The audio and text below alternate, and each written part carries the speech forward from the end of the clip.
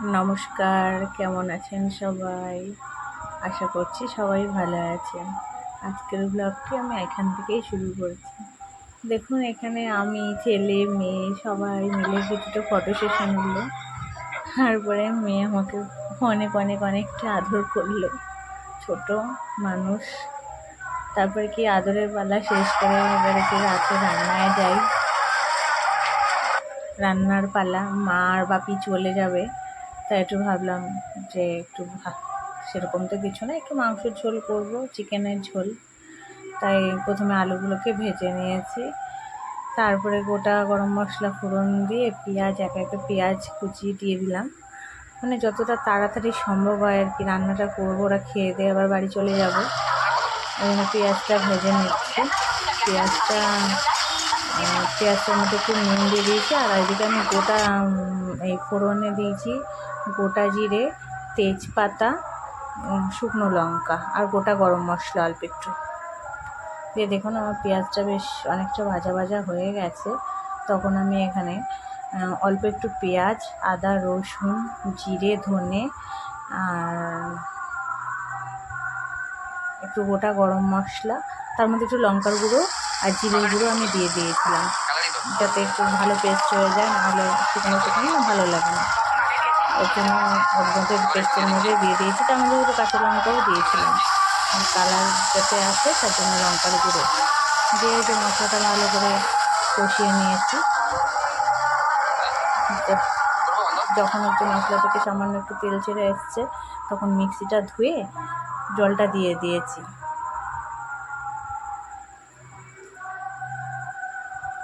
এবার এই জলটুকুই আমি দেব, আর একদম শেষে ঝোলের জন্য জল দেবো। তার মধ্যে আমি কষানোর জন্য একটুও জল দেবো না। আর তার আগেই এখানে একটু কসুরি মেথি দিয়ে নিচ্ছি, ফ্লেভারটা ভালো হয়, টেস্টটাও ভালো লাগে।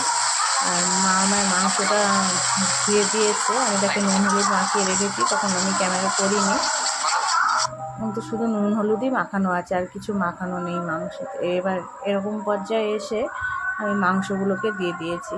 এখানে 1 কেজি মতো মুরগির মাংস আছে,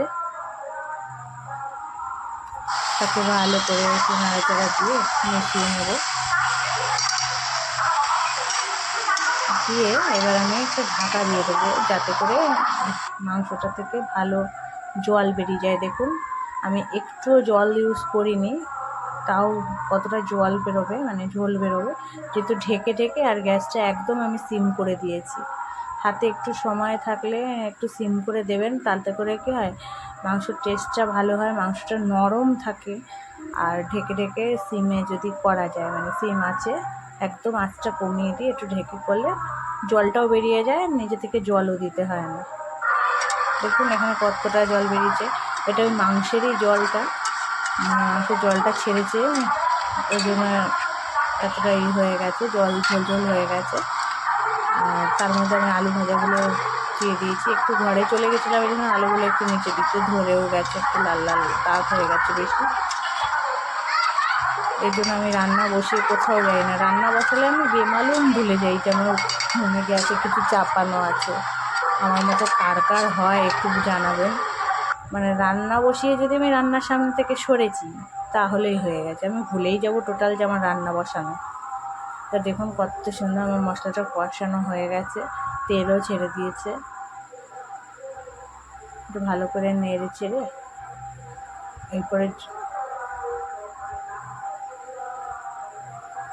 দেখুন ভালো করে নেড়ে চেড়ে নিচ্ছি।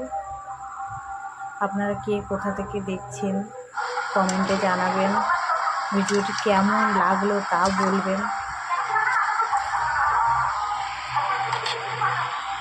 দেখুন এই পর্যায়ে আমি এখানে খাসির মাংসের একটু চর্বি ছিল, সেটা দিয়ে দিয়েছি। খাসির মাংসের চর্বিটা দিলে কি হয়, মুরগির মাংস নামেই মুরগির মাংস, কিন্তু টেস্টটা হয় বেশ অনেকটা খাসির মাংস টাইপের, ভালো লাগে তাতে খেতে।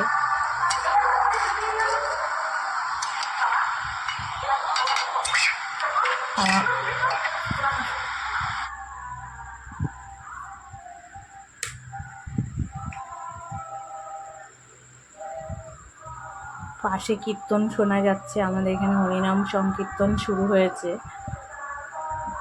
তাই একটু কীর্তনের আওয়াজ হচ্ছে, আপনারা একটু ম্যানেজ করে নেবেন।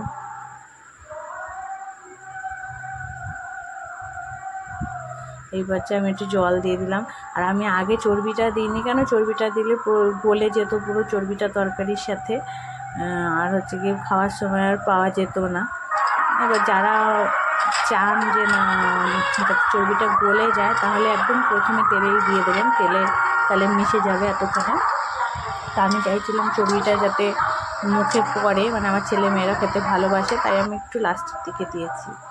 আর এইরকম শেষে দেখো আমার ঝোলটা প্রায় হয়ে এসেছে, আমি এবার একটু মিট মশলা ছড়িয়ে দিলাম।